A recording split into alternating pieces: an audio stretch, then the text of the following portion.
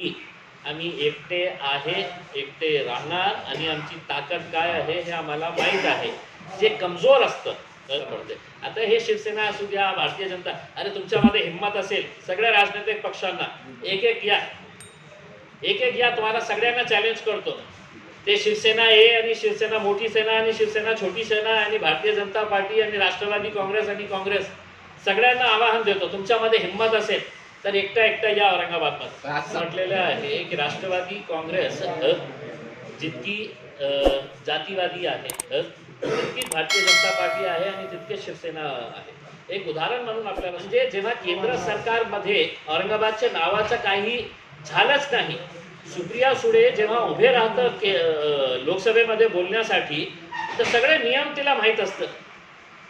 आणि आता 2 दिवसापूर्वी काही ट्विट केली होती छत्रपती संभाजी नगरच्या उसमे, मी त्याच्यावर ट्विट केलं, ताई इतकी घाई कशाला. राजकीय प्रश्न अजितदादानंतर जयंत पाटील आणि काल चंद्रकांत खैरे यांनी दावा केला की हे सरकार पडेल. ह्या दोन्हीच्या पाडापाडीमध्ये जनतेचं नुकसान होतंय का? पाडापाडी नाही, तसंही जनतेचं नुकसान होऊ राहिलेलं आहे, तसंही जनतेचं नुकसान होऊ राहिलेलं आहे. आणि हे खूप दुर्दैव आहे की जे महाराष्ट्रामध्ये चाललेलं आहे ते कोणत्याही राजनैतिक पक्षाकडून का होत नाही. पण महाराष्ट्राची संस्कृती अशी नाही होती. आपण शेतकऱ्यांचा काय हाल झालेला आहे. 512 शेतकरी जानेवारी ते जुलैपर्यंत फक्त मराठवाड्यामध्ये आत्महत्या केलेल्या आहे. 512 जानेवारी ते जुलै 7 महिन्यामध्ये 512 शेतकरी. त्याच्या बाबतीत काही विचार केला का आपण? त्याच्या बाबतीत काही चर्चा केली का ते आत्महत्या करत आहे. आणि अशा परिस्थितीमध्ये फक्त आपली सीट कशी वाचवायची आहे, कुणाला कशा पाळायचं आहे, कुणाच्या विरोधात काय आपल्याला षडयंत्र रचायचे आहे, हे सगळं भानगडीमध्ये सामान्य जनतेचा खूप मोठा नुकसान होत आहे, याच्यामध्ये काहीही दुमत नाही. सर, आता संभाजी ब्रिगेड आणि शिवसेनेची युती झालेली आहे, या युतीला मनपामध्ये तुम्ही आव्हान समजतात का? नाही, आम्ही कुणालाही कसल्याही प्रकारचं आवाहन समजत नाही.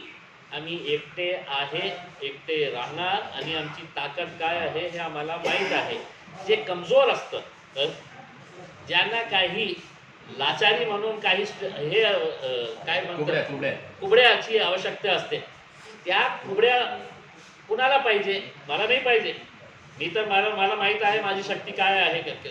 कुबडा कुणाला पाहिजे की नाही साहेब, माझ्याकडे इतकीच ताकद नाही आहे म्हणून मला कुबड्याची आवश्यकता पडते. आता हे शिवसेना असू द्या, भारतीय जनता, अरे तुमच्यामध्ये हिंमत असेल सगळ्या राजनैतिक पक्षांना एक एक या, एक एक या, तुम्हाला सगळ्यांना चॅलेंज करतो.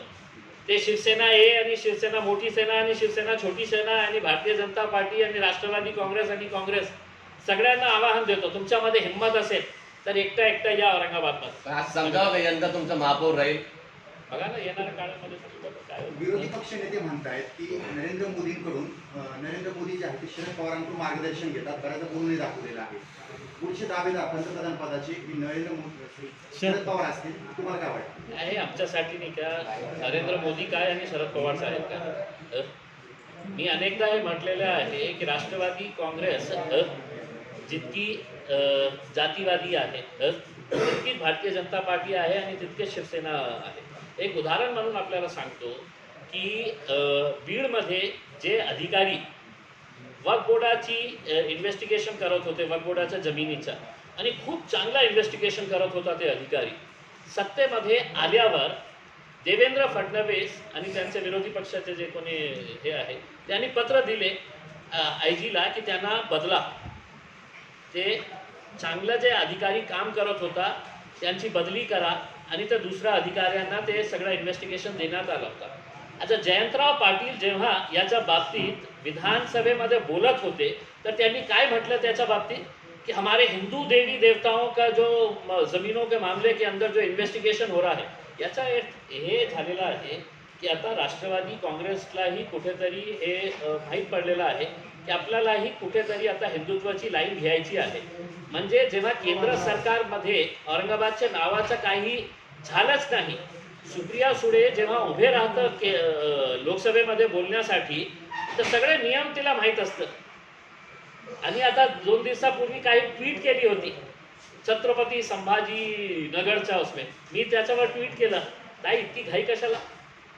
म्हणजे तो पण आता एक सॉफ्ट हिंदुत्व लाईन राष्ट्रवादी काँग्रेस घेणार आहे आणि त्यांचे सगळे जे इकडचे मुस्लिम कार्यकर्ते आहे ते इतकं हे झालेले आहे की आता काय करायचं काय कि ना इधर जा सकते ना उधर जा सकते हा बिल्कुल कैसा तुम्ही बर्दाश्त करणे काय म्हणून सगळं ताकद जे आहे हैदराबाद ते प्रकरणावर इथेच लागलं हैदराबाद आहे. प्रकरणावर तुमच्या साहेबांनी चांगलं काम केलेलं आहे. काय वाटतं तुम्हाला नेमकं आहे. हैदराबादला जे घटना झाली हैदराबादला ते सक्षम आहे काय करण्यासाठी त्याच्या बाबतीत मी काय म्हणतो, प्रधान यांच्या नावाने अल्पसंख्याकांच्या कल्याणासाठी माननीय पंतप्रधानांचा 15 कलमी कार्यक्रम हे जेव्हा लॉन्च झालं होतं आदरणीय पंतप्रधान नरेंद्र मोदी साहेबांनी हे लॉन्च केलं होतं तर त्यावेळी खूप गाजाबाजा करण्यात आला होता की अल्पसंख्याकांच्या कल्याणासाठी आम्ही काय काय करणार आहे हे 15 कलमी कार्यक्रम होतं आणि अल्पसंख्याक म्हणजे फक्त मुस्लिम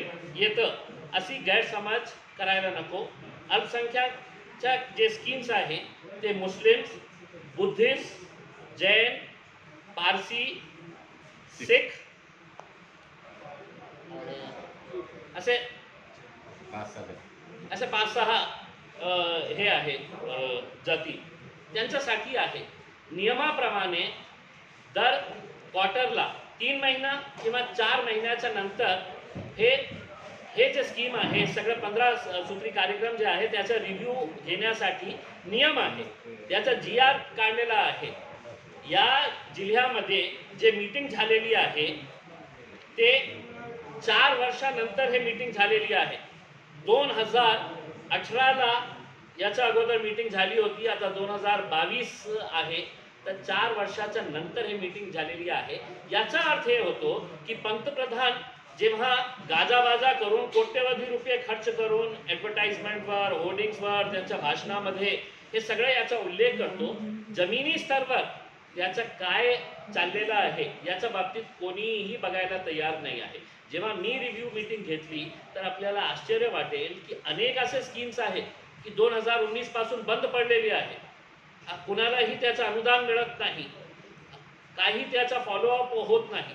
म्हणजे याचा अर्थ हे आहे की हाथी के दांत दिखाने के कुछ और है और खाने के कुछ और है. मोदी जी बोल कुछ रहे हैं और जमीनी स्तर के ऊपर कर कुछ रहे.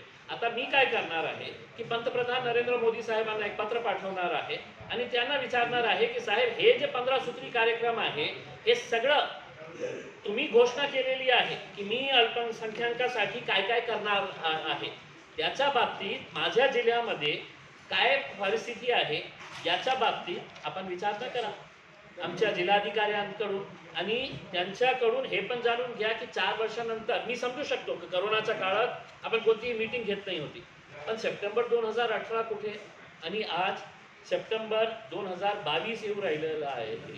तर काय कारण होतं याचा अर्थ हे आहे की कोणीही याच्या बाबतीत गंभीर नाही आहे. त्यांचे 2 मंत्री आहे, केंद्राचे 2 मंत्री आहे, दोघंही भारतीय जनता पार्टीचे आहे. ते आपल्या खिशात कैची घेऊन फिरत आहे की कुठे फीत कापायचं आहे, कुठे उद्घाटन करायचं आहे, कुठे भाषण करायचं आहे ते करा तुम्ही. पण जे पंतप्रधान माझेही आहे तुमचेही आहे पण ते तुमच्या पार्टीचे नेते आहे. त्यांच्या नेत्याच्या नावाने पंतप्रधानांच्या नावाने जे स्कीम सुरू आहे त्याच्या कशा काय परिस्थिती आहे याच्या बाबतीत काही थोडंसं वेळ द्या ही आमची अपेक्षा आहे.